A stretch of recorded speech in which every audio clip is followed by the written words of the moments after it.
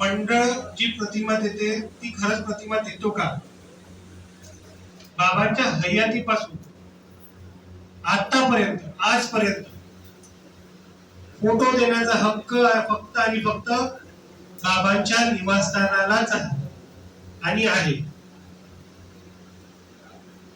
बाबांनी घरून अगोदर प्रतिमा दिली, त्यानंतर जोपर्यंत सेवक हा बाबांच्या निवासस्थानात येऊन जोपर्यंत परीक्षा देत नाही तोपर्यंत तो मंडळातून फोटो घेऊ शकत नाही.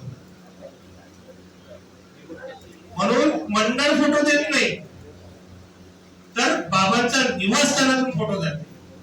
म्हणून ह्या गोष्टी आपल्याला तंतोतंत माहिती पाहिजे की कोणालाही जर बाबांनी कोणाला अधिकार दिला आहे तर तो फक्त आणि फक्त निवासस्थानाला दिला आहे फोटो देण्याचा अधिकार.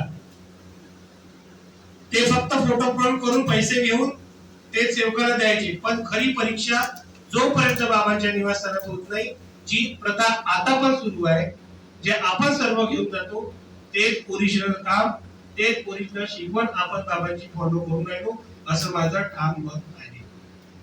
म्हणून जर कोणी म्हणत मी मंडळात फोटो, अरे तू मंडळातून फोटो आणली पण तू तिथं बाबांच्या निवासस्थानी परीक्षा दिलीच नाही, तू सेवक झाला कसा?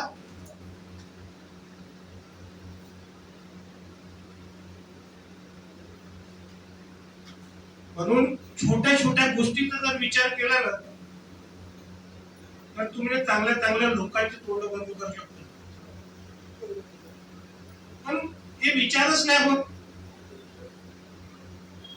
प्रत्येकातून शिकायला, प्रत्येक व्यक्तीकडून आपण म्हणतो ना हे सर्व परमेश्वराचे शब्द इथून घेत नाही. समजेल या गोष्टीला, त्यातूनच आपली सुटका होऊन राहील.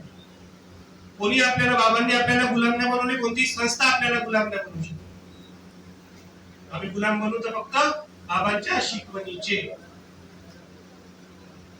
म्हणून फोटो ही देण्याचा अधिकार फक्त हा बाबांच्या निवासस्थानाला आहे, कोणत्याही संस्थेला किंवा कोणालाही नाही. जे देतात ते सर्व डुप्लिकेट आपण केली.